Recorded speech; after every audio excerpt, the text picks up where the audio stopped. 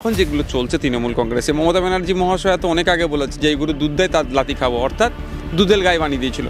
এবার দুধেল গাইরা যতক্ষণ পর্যন্ত দুধ দিতে পারবে তখন তাকে খাইয়ে দাইয়ে হষ্টপুষ্ট করে রাখবে, আর যখন দুধ দেওয়া বন্ধ করে দেবে স্বাভাবিকভাবে তাকে বাজারে তুলতে হবে বিক্রি করার জন্য, বা তাকে ওখান থেকে সরিয়ে দিতে হবে। আরাবুল ইসলাম সাহেব 2006 সালের বিধায়ক ছিল, তখন বামেদের ভরা যৌবন মানে একটা বিশাল ছিল, তখন ছিল কি বিধায়ক, তখন আরাবুল ইসলাম সাহেবের কাজে লাগতো।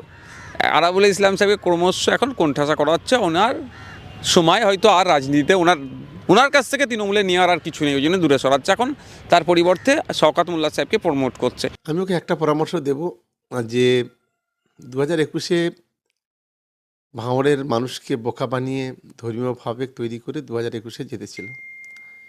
24-এ ভাঙড়ে আমরা 27,000 ভোটে বিজেপি থেকে এগিয়ে এবং 42,000 ভোটে আইএসএফ থেকে এগিয়ে। আমাদের দলের চিন্তাভাবনা না করে, আমাদের কথা না বলে, আমি বলবো নিজের দলের প্রতি একটু নজর দিক, নিজের ভাবনা চিন্তা করুক যে আগামী দিনে কত ভোটে হারবে, সেই চিন্তাভাবনা ওকে সেই অঙ্কটা করতে বলবো। আমাদের সম্পর্কে আলোচনা না করে ওর এই কাজটা করা উচিত বলে আমি এই পরামর্শ ওকে দেব। শওকত মোল্লা সাহেবের উদ্দেশ্যে বলবো, আরাবুল ইসলাম সাহেবকে দেখে একটু শিক্ষা নিন। আরাবুল ইসলাম সাহেবকে এক সময় ভাঙড়ের বেতাজ বাদশাহ, তাজা নেতা, অনেক শব্দ দিয়ে আখ্যায়িত করা হয়েছিল, অনেক তার নামের সাথে মানে যুক্ত করা হয়েছিল, বিশ্লেষণ যুক্ত করা হয়েছিল, কিন্তু দিনের শেষে দেখুন সে আজকে কোথায় তার অবস্থা। তার নামে আবার শুনলাম নাকি আবার মামলাও দায়ের হয়ে গেছে আজকে, তার নামে হয়েছে, মানে বুঝতে পারা যাচ্ছে তার সময় মানে রাজনৈতিকভাবে তার কেরিয়ার শেষ হতে চলেছে, তাকে পরেই হচ্ছে তাকে আর প্রয়োজন নাই তৃণমূলে, মানে তার দুধ দেওয়া বন্ধ হয়ে গেছে, তার থেকে তৃণমূলে যা নেওয়া হয়ে গেছে। তো আগামীকাল যদি শওকত মোল্লার থেকে বেটার কোনো অপশান পেয়ে যায়, এখন আরাবুল ইসলামের থেকে বেটার অপশান শওকত মোল্লা বলে তাকে এখন আরাবুল ইসলাম সাহেবকে সাইড করছে।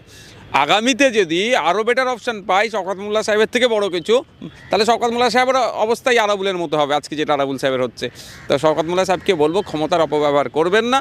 দেখুন, আমরা এসব ভাবনা নিয়ে রাজনীতি করি না, আমরা দলের একজন অনুগত সৈনিক, দিদির আদর্শ নিয়ে চলি, অভিষেক বন্দ্যোপাধ্যায়ের সেনাপতিত্বে চলি, ফলে এসব ভাবনা চিন্তা আমার দিকে চিন্তা ভাবনা না করে নিজের কত তাড়াতাড়ি এখান থেকে হেরে এখান থেকে যাবে সেই ভাবনাটা করা ভালো। তার পরামর্শ নিয়ে কি বলবেন? তিনি আপনাকে পরামর্শ ওকে বলবো যে ও পি সাহেবের ছেলে, অনেক সম্মান এখনো পর্যন্ত আছে, কিন্তু এরপরে ভাঙড়ের মানুষই ওকে একদিন ধরে জিজ্ঞাসা করবে, ওর চরিত্র নিয়ে প্রশ্ন তুলবে, ওর চলার পথ নিয়ে প্রশ্ন তুলবে, এবং ভাঙড়ের মানুষের যে প্রতিশ্রুতি দিয়েছিল, যে প্রতিশ্রুতি একটাও পূরণ হয়নি, সেই বিষয় নিয়ে প্রশ্ন তুলবে। অনেক বড় অসম্মান আরাবুল, যে অসম্মান হয়েছে, আরাবুল যেভাবে দল ওকে বহিষ্কার করেছে, সাসপেন্ড করেছে, কিন্তু ভাঙড়ের মানুষ একদিন এই নওশাদকে সাসপেন্ড করবে, বহিষ্কার করবে, এটাই ওকে জেনে রাখা ভালো। বাংলা হান্টের আরো খবর দেখতে নজর রাখুন। বাংলা খবর মানেই বাংলা হান্ট।